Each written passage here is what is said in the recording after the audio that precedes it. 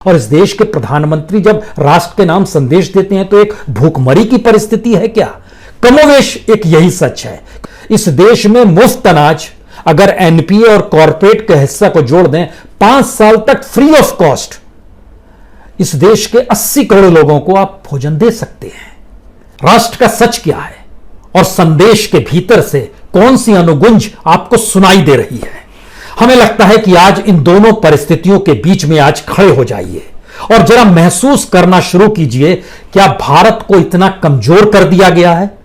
यहां के बहुसंख्य तबके को 2 जून की रोटी के लिए मोहताज कर दिया गया है और उसके बाद 2 जून की रोटी का ऐलान अगर सत्ता अपने तौर पर यह कहते हुए करे कि हम अब आपको मुफ्त में इतना भोजन देंगे और यही देश की पूरी इकोनॉमी हो जाए, तो क्या इससे बड़ी त्रासदी कुछ हो सकती है? भारत तो दुनिया की इकोनॉमी में दौड़ता हुआ देश था। भारत तो विश्व गुरु बनने की दिशा में बढ़ता हुआ देश था। भारत की अर्थव्यवस्था, भारत का बाजार, भारत के भीतर का कॉरपोरेट, भारत के भीतर का दिमाग, अंतर्राष्ट्रीय तौर पर इसकी गूंज बार बार होती रही है। लेकिन मौजूदा वक्त ने भारत को उस सतह पर लाकर खड़ा कर दिया है जहां से आपको सिर्फ यह देश 2 जून की रोटी मुहैया कराने की दिशा में ही बढ़ता हुआ दिखाई देगा, क्योंकि कोई अर्थव्यवस्था को लेकर विजन नहीं है। और यह देश को अपने कब्जे में रखने के लिए कितना सस्ता सौदा है ये। 2,25,000 करोड़ में आप 1 साल तक इस देश के 80 करोड़ लोगों को मुफ्त में खाना दे सकते हैं। आप कहेंगे यह कौन सा मैथमेटिक्स है? आज के संदेश का एक ही संदेश है कि 80 करोड़ लोगों को अगले 5 महीने में मुफ्त में 5 किलो अनाज दिया जाएगा और उसकी एवज में सरकार के हिस्से में आएंगे 90,000 करोड़ रुपए। इससे ठीक पहले जब 3 महीने का जिक्र किया गया था कि हम आपको फ्री में अनाज देंगे, तो उसके लिए सरकार पर बोझ पड़ा था लगभग 60,000 करोड़ का। यानी दोनों को मिला दीजिएगा तो लगभग 1.5 लाख करोड़ रुपए में 8 महीने का मुफ्त में अनाज 80 करोड़ लोगों को यह सरकार दे सकती है। हमें लगता है इसमें 4 महीने और जोड़ दीजिए तो 12 महीने और इन 4 महीनों का खर्चा हो जाएगा तकरीबन 75,000 करोड़ रुपए। जब तीनों को आप जोड़ दीजिएगा, शुरुआत के 3 महीने, अभी के 5 महीने और आने वाले वक्त में 4 महीने और भी दे दीजिए, तीनों का बोझ जो सरकार पर पड़ता है वो है 2.25 लाख करोड़ रुपया। यानी इस देश का सच यह है कि 2.25 लाख करोड़ रुपए में आप 80 करोड़ लोगों को अपने साथ खड़ा कर सकते हैं क्या? या उनके दिमाग को कुंद करके रोजगार सारा छीन कर और एक ऐसा व्यवस्था पूरे देश में बना दी जाए जिसके बाद लगे कि वाकई 5 किलो अनाज मिल रहा है, यही बहुत बड़ी बात है। इस देश का सच इसलिए यह अनूठा हो चला है क्योंकि मौजूदा वक्त का एक सच भारत का बार बार उस राजनीति को छूता है जिस राजनीति में लगता है कि आप चुनाव कैसे जीतेंगे, आपको वोट कौन देगा, वोट देने वाला कौन सा तबका होगा, उसकी कितनी बड़ी तादाद होगी। तो बीजेपी को जो वोट मिले 2019 में सत्ता में आने के लिए, वह वोट थे 22,90,78,261, यानी 22 करोड़। 2014 में वोट मिले थे 17 करोड़ 16 लाख और 80 करोड़ को आप भोजन दे रहे हैं।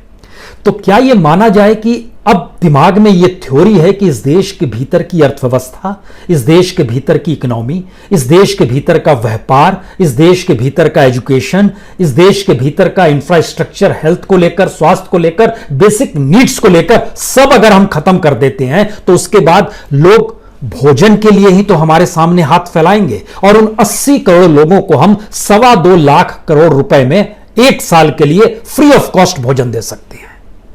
और इस थ्योरी के अक्स तले हमको लगता है कुछ सच को जानिए। अगर 2.25 लाख करोड़ में 12 महीने में मुफ्त अनाज देकर इस देश का पेट भरा जा सकता है, तो सोचिए इस देश में कितनी असमानता है।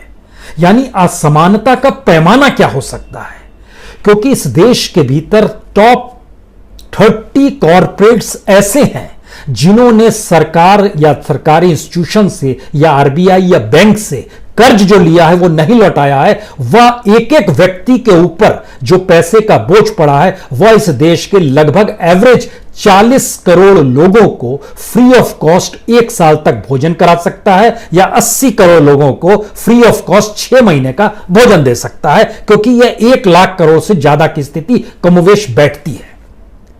यानी कॉरपोरेट्स की परिस्थिति देखिए, इंडस्ट्रियलिस्टों की परिस्थिति देखिए, इस देश में चलने वाले इंस्टीट्यूशन से मिलने वाले प्रॉफिट का एनालिसिस कीजिए, और जो टैक्स पेयर हैं उनके पैसे के जरिए सरकार क्या करती है। जब इसे देखिएगा तो आप हादसे में आ जाएंगे।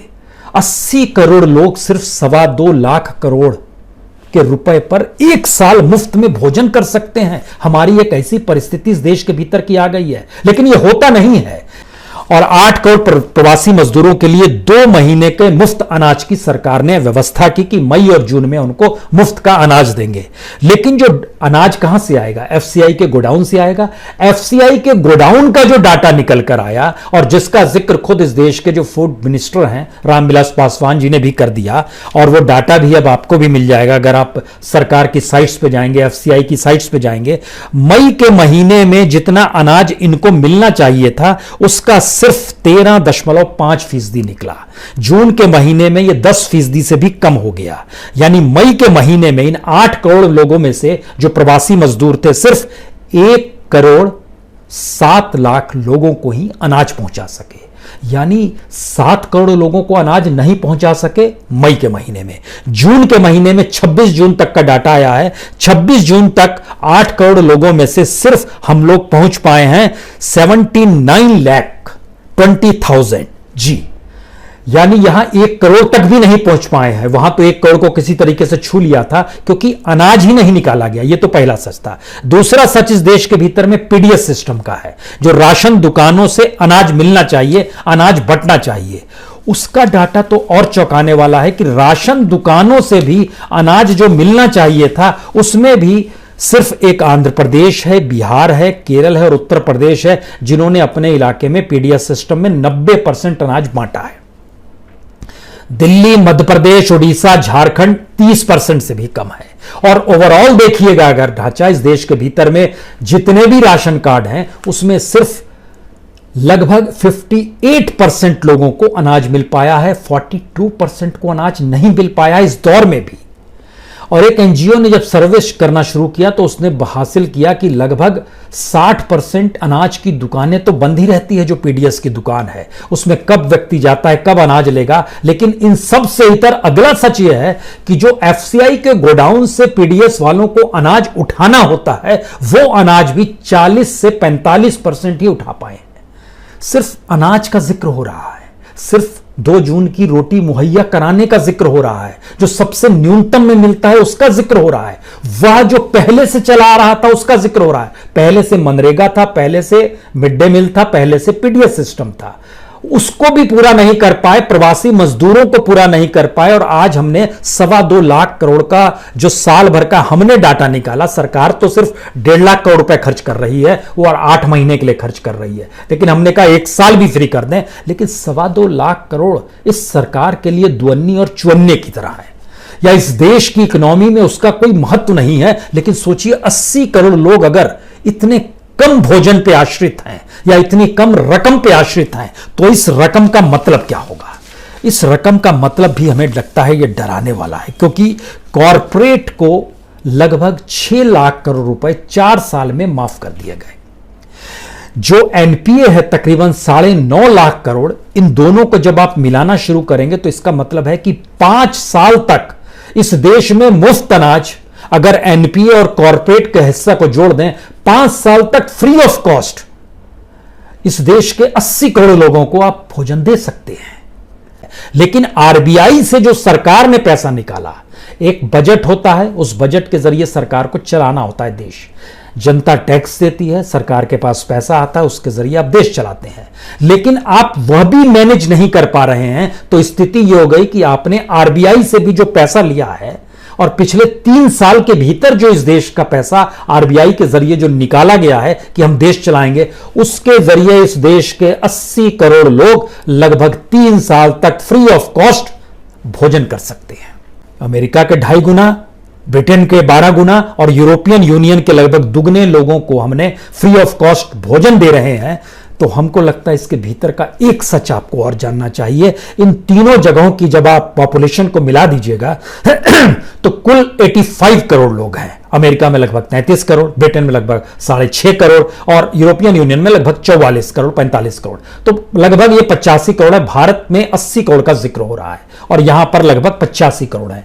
इन 85 करोड़ लोगों की आय जो है वो आय भारत की तुलना में सिर्फ 25 गुना ज्यादा है। भारत की प्रति व्यक्ति आय लगभग $2,100 होती है और इनकी एवरेज आय जब निकालिएगा $50,000 और यहां पे $2,000, यह अंतर है। अमेरिका में प्रति व्यक्ति आय $65,000, ब्रिटेन में $41,000, यूरोपियन यूनियन में $38,000, भारत में $2,000। एक हिस्सा ये। दूसरा, जो बेरोजगारी भत्ता और कोविड के वक्त में जो उन्हें रियायत दी जा रही है, वह रियायत भारत में मिलने वाले किसी भी टॉप मोस्ट ब्यूरोक्रेट को जो मिलता है पैसा, जो सरकारी अधिकारी को मिलता है, वह 2 लाख बेसिक जो उसका एक बेस होता है, उससे भी ज्यादा वहां पे बेरोजगारी भत्ता कोविड क्राइसिस के दौर में सब मिला के दिया जा रहा है। स्थिति यह हो गई है कि $600 एक्स्ट्रा दिए जा रहे हैं कोविड क्राइसिस के दौर में, जो कि इससे पहले तकरीबन 2 से 3200, 2000 से लेकर $3200 तक वहां पर जो अनएम्प्लॉयमेंट मिलता है उसमें $600 और जोड़ दिए गए। यानी भारत की इकोनॉमिक्स के तुलना, और आप हम लोग क्या एक भूखमरी वाले देश के बीच में हैं, और इस देश के प्रधानमंत्री जब राष्ट्र के नाम संदेश देते हैं तो एक भूखमरी की परिस्थिति है क्या? कमोवेश एक यही सच है, क्योंकि अभी तक हम लोग गरीबी की रेखा से नीचे का जिक्र होता था तो 29 करोड़ का जिक्र होता था और उनकी आय जो रहती थी वो लगभग मान के चलिए कि उनको जो भोजन मिलता था और प्रति महीने जो रहती थी उनकी आय, वह लगभग 33-35 रुपए तक पे आके अटक जाती थी। हम ऐसी स्थिति में आ गए हैं जहां पर यह देश में 80 करोड़ लोगों को 2.25 लाख करोड़ रुपए, इसका मतलब है इस देश का कोई एक कॉरपोरेट अगर सोच ले कि हमको इस देश को अब अपने हिसाब से चलाना है, वो पैरेलल में खड़ा होकर ऐलान कर दे कि हम मुफ्त में अनाज देंगे, आपको कोई काम करने की जरूरत नहीं है बरसों बरस तक, तो कुल मिला के 5 साल के लिए आंकड़ा बैठेगा लगभग 12 लाख करोड़ रुपए। 12 लाख करोड़ रुपए में कोई भी कॉरपोरेट तो इस देश को खिला सकता है और उसके बाद वो कह दे आप लोग को कोई काम करने की जरूरत नहीं है और अब ये देश में हम ही को चुनाव जिता दीजिए। कुल वोट मिलते हैं बीजेपी को 2019 में जो मैक्सिमम है 22 करोड़, तो उसको तो 25 करोड़ और आसानी से मिल जाएंगे। इस देश के सच के भीतर में जब आप समझते हैं तो इसका मतलब है इस देश को आगे बढ़ाने के काम सारे ठप कर दिए गए हैं और जो लोग आज मौजूदा वक्त में खुश हैं, चाहे वो सैलरी क्लास हो, चाहे सोशल सिक्योरिटी लेने वाला क्लास हो, चाहे कॉरपोरेट हो, चाहे इंडस्ट्रियलिस्ट हो, चाहे उच्च शिक्षा प्रदान करने वाला युवा हो, समझ लें अगर ऐसी स्थिति देश की रहेगी तो नंबर हर किसी का आएगा, स्थितियां हर किसी की बिगड़ेगी, अपने अपने दायरे में हर कोई बड़ी त्रासदीपूर्ण स्थिति में आएगा। और सबसे बड़ी बात, यह देश ना ऐसा था ना इस देश को ऐसा होने दिया जाए। इस पहल को दिमाग में रखिए। बहुत बहुत शुक्रिया।